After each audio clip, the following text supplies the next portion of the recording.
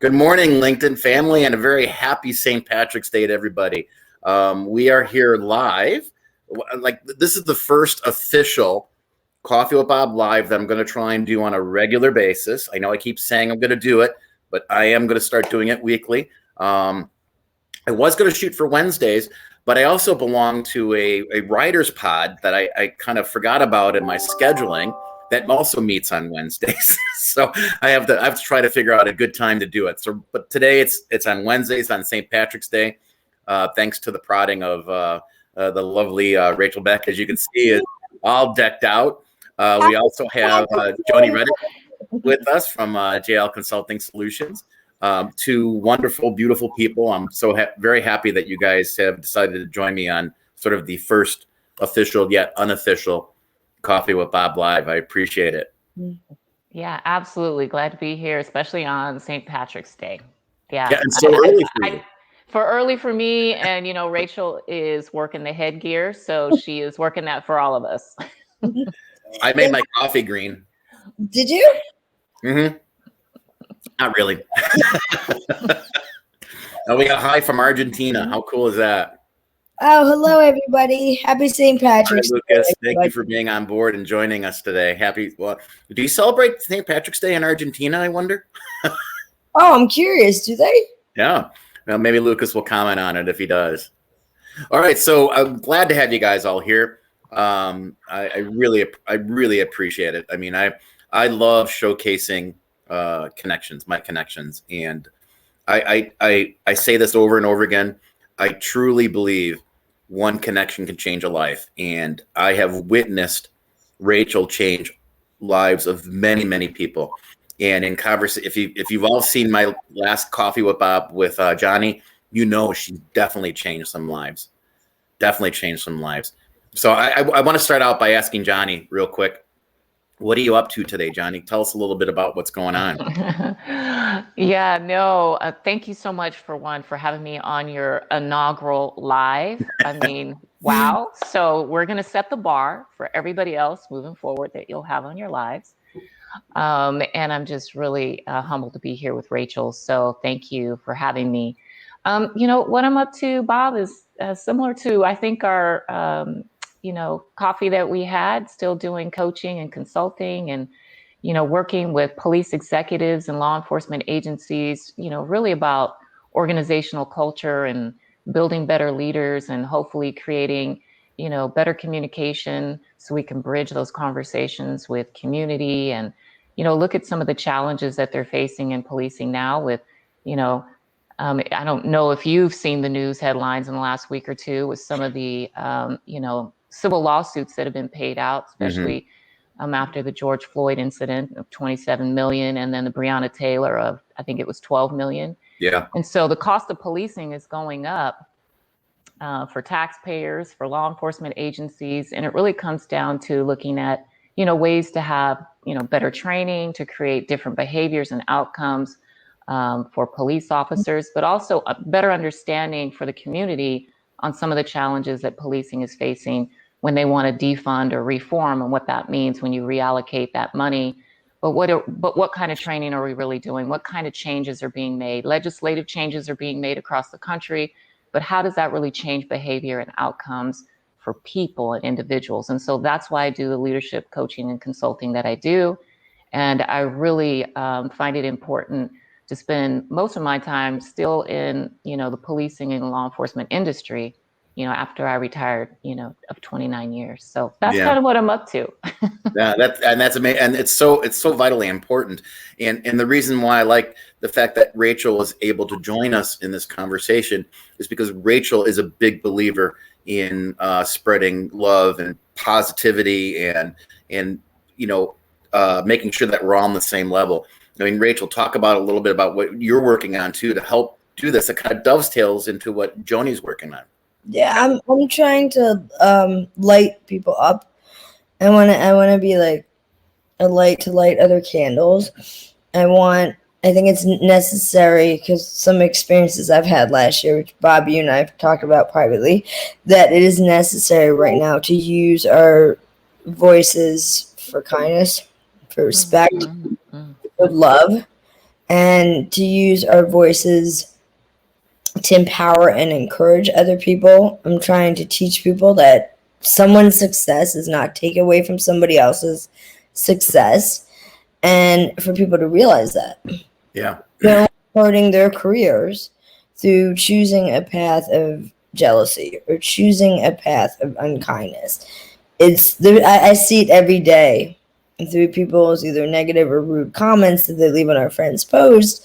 I'm like, you're not even helping yourself. Right. Yeah. Yeah. And I like the way you use that word choosing, because it really is, you choose to be a certain way, right? You either choose negative feelings or you choose positive feelings. And I'm sure, Jonni, you've seen that too in the different, I have family members that are both retired law enforcement and current law enforcement. And for them, every day, it's a choice to try and be a positive sort of influence out there in the community, right? I mean, it's difficult. No, it's so that's, even though my niche and my focus is in policing because that's my background for so long, we are all still people. So we all still, manage the same emotions, manage the same challenges. It's just that in policing, there is a cynicism that will become part of the DNA of many of those who are in law enforcement because of the type of work and the type of things that you have to face daily. And so I don't think it's intentional. It just becomes a part of the culture. And unfortunately, when you don't have the ability to shake up or break up the cultural norms, you get this consistent pattern of behavior. And the behavior becomes acceptable within the culture. And, I believe that what happens is you don't see it for what it is until somebody can call it out. And that's what needs to be done right now. We need to call out the culture that has been a part of policing for so long. And it doesn't make every officer a bad officer. So I want to make that really clear because, many of the people who will probably be watching for me are in public safety and law enforcement. But we do have to be in this place of what Rachel talks about, of this self-awareness of our own actions and how we are presenting ourselves outwardly to the people that we serve. And so we call it professionalism, is what we expect of our officers and our people that are out there doing the work. But oftentimes, if there's a lack of professionalism, it begins this slippery slope of ethical behavior. And then you have people who are intentionally doing things who may be biased, discriminatory, all the way to racist. But there is this midsection of what I call mediocrity that we don't address. It's not only in policing, it's in corporate culture, it's everywhere, where people will just, it's okay to be mediocre. You don't have to be, like Rachel says, you don't have to be kind, you don't have to be thoughtful, you don't have to consider other people's feelings and be empathetic. And so it's just a space of a conversation that needs to be brought back. We need to talk about it. We need to talk about emotional intelligence, implicit bias. We need to talk about these things that create real conversation, vulnerability, and uncomfortableness. But with that, we create breakthroughs that we will see changed behavior if we allow that. And we don't do that because we're uncomfortable with it. We will label training and we'll move through that and we'll check the box, versus we're dealing with people who have real feelings inside of an organization and outside of the organization. So how do we come together and meet somewhere in the middle and find some solutions? Yeah, that's amazing. And Rachel, you talk about this often. You talk about people that are dealing with bias. You talk about people that are dealing with toxic sort of corporate cultures and toxic personal cultures, right? How are you advising those people to deal with that, or what are you looking for? Before I answer that, can I address what you said? Because I wanted to share something with you. Yeah, please. I think you'll have the answer to this because it shaped how I feel about police. Okay, when I was 16 years old, I was walking home in my neighborhood. I grew up outside Philadelphia. I grew up in a privileged family, and I was walking on my own, minding my own business, back to my house. As I entered the neighborhood, officer started following me. He followed me the whole way home. He followed me up to my front door. So you can imagine you're a 6-year-old child, your father answers the door, and there's an officer standing there. And I'm at that point I'm in tears because I'm like, I didn't do anything wrong. And the officer asked my father, was like, do you know her? And my father was like, that's my daughter. She lives here.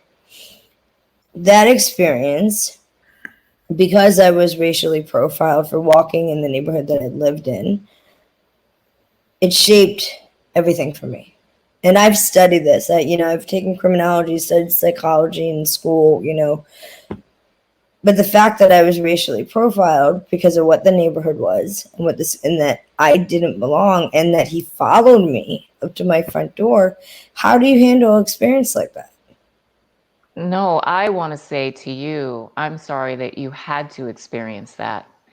You know, this is part of, you know, the acknowledgement too that needs to be made by police agencies when you have something that happens to a citizen like yourself, to say, I'm sorry, that was wrong. That's something that should have never happened to you, versus did he even say anything to you? Did the officer just walk away like nothing It's ever? because I was shaking from the fact that I'd done nothing wrong. I was walking home from one of my girlfriend's house, after having dinner.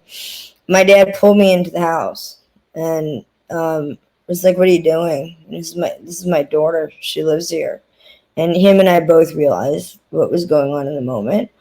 I also have cousins who are, and this is a good discussion because it's how we change everything. Mm-hmm. I have cousins who are African American. Same thing, adopted, have been followed home to their front door. Same thing, where family members are pulling them in, going, they live here. So Yeah. Well, Rachel, I'm half black and half white, and my children are, all black, and my husband is as well, and most of my family. So this is not a conversation that I'm unfamiliar with. So when I walk this line, I'm walking a black, white, and blue line. And it is one that I've had to thread my entire life being black and white, but then for 30 years being in law enforcement. And now I'm still working to, help the industry be able to, bridge this space that we just seem to get stuck in a lot. But what I think, this is just me being really transparent and vulnerable because I'm not attached to an agency any longer, is when we bring people into policing, it's this indoctrination that we bring them in through that's paramilitary. And we bring them in through their academies. We recruit particular types of people that are interested in policing. And then we bring them into the academy, and then we bring them into the culture. You come through a field training program, and then you're into the culture. And so this whole pipeline, what is the experience for them? What is the organization allowing or not allowing? What is tolerated or not tolerated? And we don't teach leadership at rank and file enough like we should, so that we can talk about some of these things that have to do with how we treat people, how people receive it. We don't invite the community in enough for them to share this very story that you're sharing that may not make the news, that may not be the viral situation that goes on. That are the things that are the touch points that really can begin to shift perceptions, behaviors, actions. But the one you're sharing for yourself, I want to say, was just viral for the young poet that spoke at the inauguration. I think she was walking home in her neighborhood and had an officer follow her all the way home until she could prove that this was her apartment. That should not be happening. So to me, it's this very conversation of these very things that happen, but to say them out loud, to talk about them, to acknowledge them, and as a law enforcement, not to cringe and become defensive, like, Right. but to say, I'm so sorry. And how can I now go back and, hold my people accountable to a conversation, to a training, to, if necessary, a disciplinary action, or whatever that may be, whatever that progressive line needs to be. But we need to be talking about it, and we need to take action on it and create change. Because I don't know how many conversations I've been in and we talk about this stuff, but we don't change the stuff. And that's where I feel like a space for something I do, I can come in and be the in between. I don't have to be the us versus them in the organization, and I don't have to be the us versus them outside of the organization. I can be somebody in the middle to help get to where we need to go. Yeah, and that's really it's having the conversations, because like I've been teaching diversity awareness for 15 years, going to university, I've done through the military, for Job Corps, all different programs, and it's talking about it. And this is the first time I've ever shared this story. I mean, my family knows what happened, and because I've had other family members experience it. Here's a mistake. One, I don't judge that person when I was 16. I don't judge everybody else by his actions. I think that that person is individually responsible for their behavior. And you can't make a whole group responsible for one person's behavior. That's how I feel. Yeah. No, Yeah, and that's powerful. That's important, right? Because that's the pressure that a lot of law enforcement officers are feeling right now. Is you have an incident that happens in one city or one state, and now you have protests across the country, and they feel like everybody hates them, right? And so it becomes this whole bigger issue, externally and internally. And I try to have this behind the badge perspective because I was behind the badge for a long time. And you really don the uniform every day to go out and do the very best job you can and provide a service to help people. And you have officers that's all they want to do. And they are painted by the brush of some officer who did something horrific and tragic. And now they're painted with that, and they have to experience that when they go out and try to do their job. And so I appreciate what you just said. So thank you. You're welcome. So then it becomes, I think it's, for me at least, I think it's a very multi-layered sort of, I hate to use the word issue, but it's a very multi-layered problem that we have to look at, because it's not only within the blue, right? It's not only within in citizenship, right? It's in perception. Right. And how do you combat that perception? Right. How do you change that perception? Because let's face it, an officer out there being good, because I know plenty of great officers who are out there helping people all the time, that take the time of day to make sure people are safe, to take the time of day to make sure that, to go out and shoot some basketball or play some baseball, or, go out into the playground and push swings, whatever the case is. That stuff never gets reported on. It's only on the horrific stuff.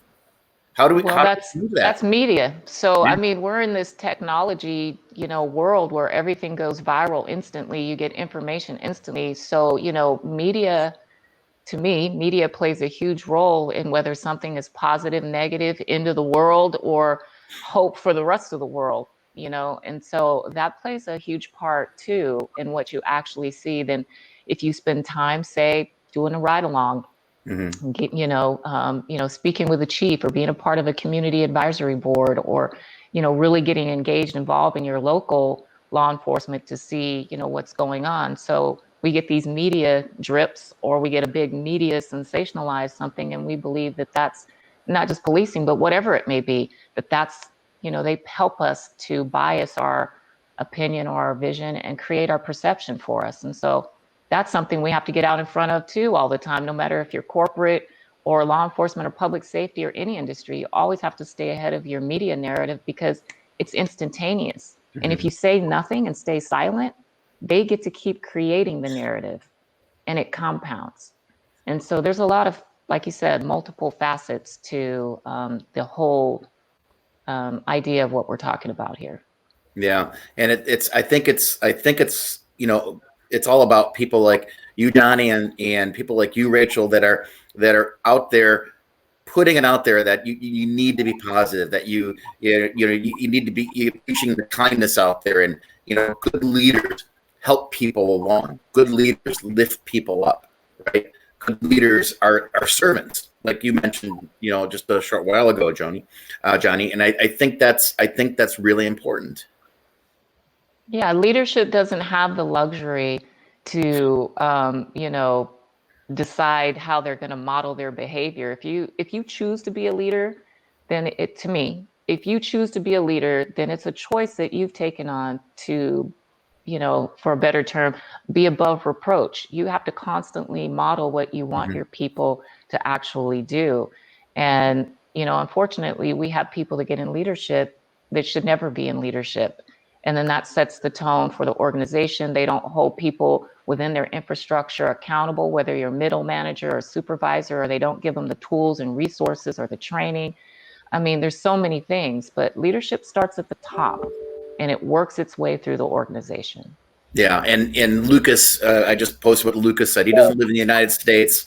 He thinks it starts with the working with back to back with the youngest people, and I totally agree with that. I agree with him too. I think we need to be working with grade school level kids to make sure that their perceptions aren't being formatted by what they're seeing on the news, right? In the 24-hour news cycle. I mean, I'll give you an example. In our local school, the kids start out every morning watching that CNN has its own segment for young people. And what's really great about that is that you don't see anything negative on there. You're seeing all stories about people lifting other people up, doing important things for the community. And I think that's important. No, absolutely. I think that's fantastic. And if we could have more of that, right? I mean, children are facing so many things, like, they're growing, they're dealing with their own peer pressure. Unfortunately, young children are dealing with a lot of anxiety, which is brought on by a lot of different things. And so any kind of, positivity, or helping them to understand how to be grateful and have gratitude for the things they have, see outside of themselves, get involved in activities that aren't behind, the screen or the remote, the controllers, or whatever, and get them involved now in a lot of activities. And, if policing is something that people are struggling with, there's a lot of different, PALs, police athletic leagues. There's, different activities that they can be a part of. Even a lot of law enforcement agencies are doing youth advisory boards. It helps them to connect with the youth, better understanding, communication, stay contemporary with the challenges and issues they have. But yeah, no, I think getting young people involved right now matters, because they sure are the future. I have a 24-year-old and my son will be 29. Well, I just had my first grandson. And Congratulations. thank you. And he is 4 months old. And I think about, what will it be like for him as he gets older, right? Mm-hmm. What are they doing to prepare him for his life's challenges? And so, yeah, I just think it has a lot to do with how we build our trust in our relationships, how we create the authenticity in our interactions, in our engagement, in our leadership, in our just being people, right? Being authentic and engaged people, being good listeners, being helpful, helping somebody in any capacity with our time, talents, our gifts, whatever that looks like. I mean, how hard is that? It takes me so much less energy to be kind and to be helpful than when I decide I'm not. That takes more energy. Yeah. And you know what? It's amazing that more people don't realize that Rachel, you and I have talked about this before. The amount of energy it takes from you on a personal level, even on a physical level and a mental level, to be negative, as opposed to the amount of energy you generate being positive, right? Yeah, I can't be around the negativity. It drains your energy, right? So if you have the positive energy and you surround yourself with the positive, they're gonna keep lighting you up. They're gonna feed that, and they're gonna show you that positivity is a choice and that you can do it. If you're around people who are negative, and we know that stems from their own securities. We know that it stems from how they see the world. They try to pull people down. But if you have a positivity group that's huge and growing and growing and growing, they can silence it. They can silence that group. What happens in this country is the hate groups and everything. They scream, right? They scream. They've been screaming this last couple of years. All the hate. So now there are groups that are positive, that they're trying to scream back with positivity and with love, and to just silence it. Yeah.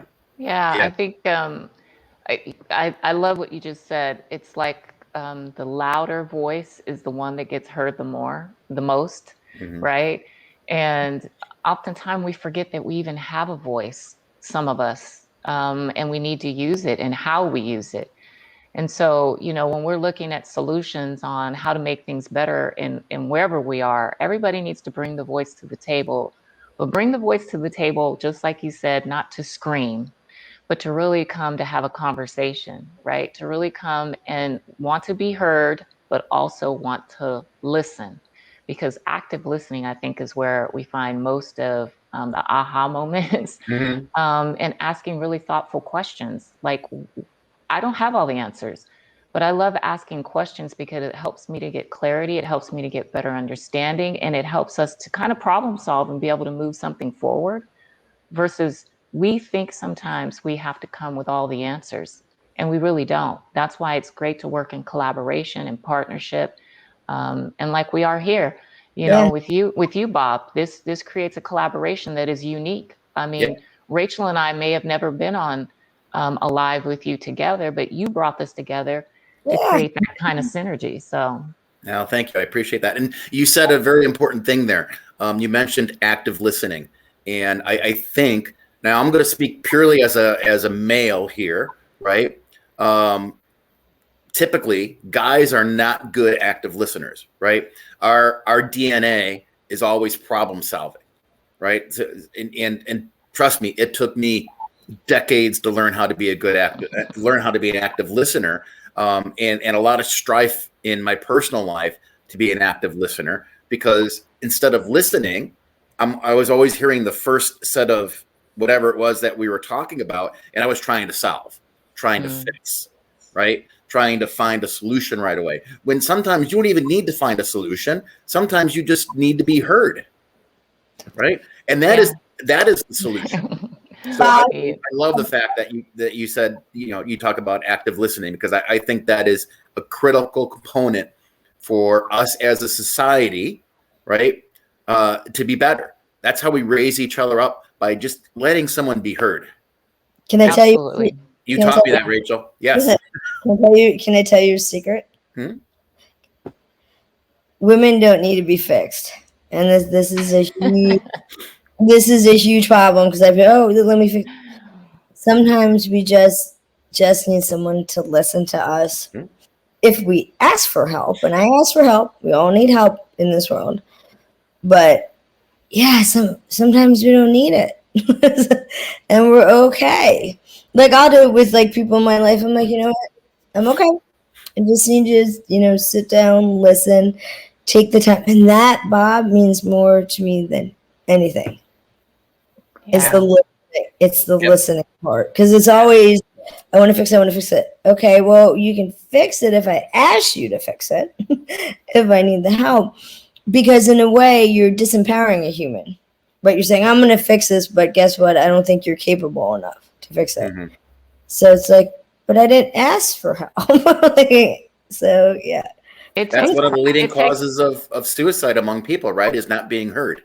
Yeah, it takes practice to be a good listener, though. It really does. It takes discipline, because it's like you want to jump in with what you think you should be offering. But just being able to be still, be patient, give people grace, and to be able to express themselves. And that's one of the things too, even in expressing ourselves, that maybe I'm not used to the way somebody else might express themselves. And so all of a sudden I feel like I need to do something to change, that, because I'm uncomfortable, versus maybe if you just allow them to have their emotion for a minute, if it's not harming you, right? Allow them to have their emotion for a minute. It can kind of de-escalate, come down, and you can now hear what the real concerns are. And then maybe together you guys might be able to solve whatever the issue is. Or maybe you just have a better understanding when you leave. Nothing may be solved at all, but you have a better understanding on both sides before you leave. Yeah. That's a great point. In the final couple minutes here, any closing? I'm going to start with Rachel first. Just some closing thoughts on this St. Patrick's Day and this discussion with you guys. I love you guys. This has been great. Bob, I love you too. You're such a freaking kind soul. I have known that since day one. We've been friends for like almost 2 years now. I'm going to say this. people are hurting now. I know what's going on with people. I talk to them. I have conversations. What we need right now to move this country forward is more empathetic people, more kind people. We need people to support each other in a positive way. Watch what happens when you stop supporting the negativity. Mm-hmm. Yeah, exactly. That's wonderful. And how, Jonni, we've only known each other for a short amount of time too, but you've been that one connection that's made an impact in my life as well, just from our conversations we have. What are some closing thoughts you might have? I echo Rachel. You're awesome. Bob, you are like the connectivity that you create, but it creates like this really authentic community that you have that is truly connected, not just the word connected. So thank you for that. And, I echo her. This is a space for us all to, unarmor ourselves a little bit. We don't have to always be defensive, but be open-minded, be willing to hear and learn and understand. And when we know better, we just need to do better. It's just that simple. It really is that simple. Yeah, that's wonderful. Guys, thank you so much. If you all out there aren't connected to, following, or engaging with either Jonni or Rachel, you definitely need to, because these are connections that are that one connection that will change your life. I guarantee you will. All you have to do is watch a couple of Rachel's interviews to know that. All you have to do is look at a couple of Jonni's posts to do that, and you know that they're making a positive impact out there for many, many people.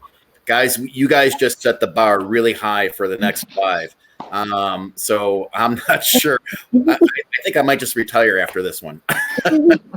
Bob, thank you so much for having me. You're very welcome. Thank you. Very welcome. Thank you guys so much. You guys have a wonderful day. And Lucas is still with us. Lucas, thank you, Lucas, for being with us this entire time. I appreciate that. You're amazing. And I love the fact that we're hitting people up in Argentina. So thank you guys very much. You guys have a wonderful day. Happy St. Patrick's Day to everybody.